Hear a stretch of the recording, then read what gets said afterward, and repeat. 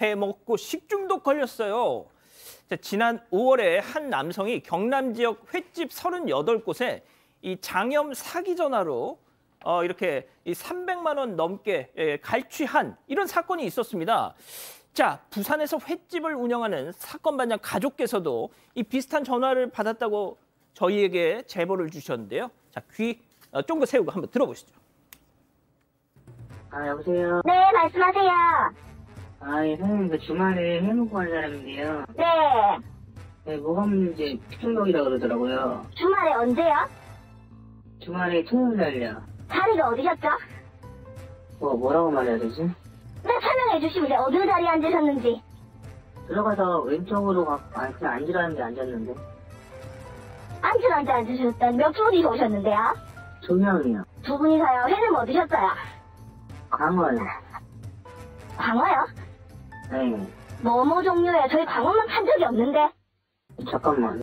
신산 아니에요? 예? 어디로 전화하셨어요? 신산. 네, 바탕 집인데요.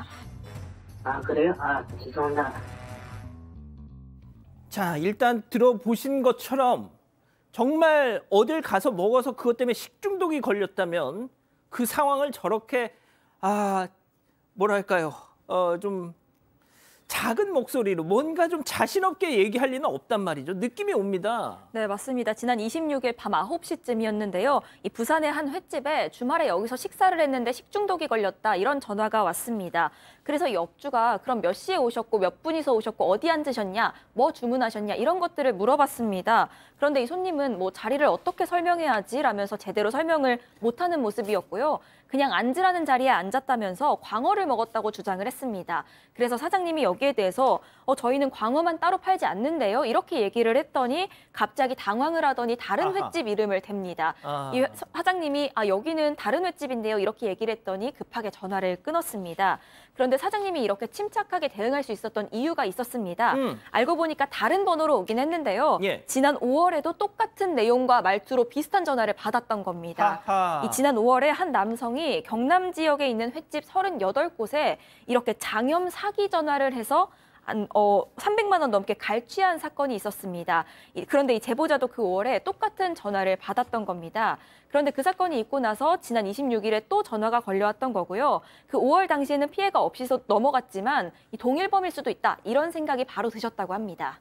자, 팀장님, 이 사반 가족 사장님 왈, 이 피해가 전국적으로 퍼질 수 있으니 우리 사건 반장의 힘을 보여달라면서 이렇게 제보를 주셨어요. 그렇습니다. 전국적으로 유명한 사건 반장에 제보하려고 하신 건데 상황이 이렇습니다. 이런 사건이 또 날까 싶으니까 업주가 외식업 중앙회에다가 그 제보를 했습니다. 전표달라고 요청을 했는데 또 다른 곳에서 전화를 또 이런 전화를 받았다는 거예요. 그래서 담당 팀장한테 뭐라 했냐면 이걸 제보하면서 좀 전국적으로 했으면 좋겠다 그랬더니 담당 팀장도 전국적으로 써야 돼야 되니까 경찰청에서 제보하게 되면 하겠다 싶었는데 사실은 경찰청은 지방사건이 뭐 전국적으로 하기는 힘들잖아요. 그러니까 그런 말을 듣고 이 사장님이 유명한 사건 반장에 제보를 했다고 합니다. 했는데 경찰에서는 이렇게 조언하고 있어요. 식중독 피해 전화를 왔을 경우에 그 음식점을 횟집을 운영하시는 사장님들은 그렇다고 하면은 그걸 당신이 와서 신고하게 되면은 보험 치료해주겠다. 아니면 확실하게 확인하기 위해서 카드 있죠. 예. 카드를 갖고든지 카드 증명서 갖고든지 아니면은 그 영수증이 없었을 경우에는 카드 그 사용 내역이 있거든요. 이걸 갖고 오면은 아마 그만하게 되면은 그 사기꾼 같은 경우에는 오지도 않고 그렇죠. 신고 안 할 거다. 그래서 아마 이렇게 조언하니까 앞으로 이런 전화 오게 되면은 이런 식으로 오히려 질문하게 되면은 그런 상황이 없을 것이다라고 보고 있습니다. 알겠습니다. 아직 안 끝났습니다. 이거 눌러주세요.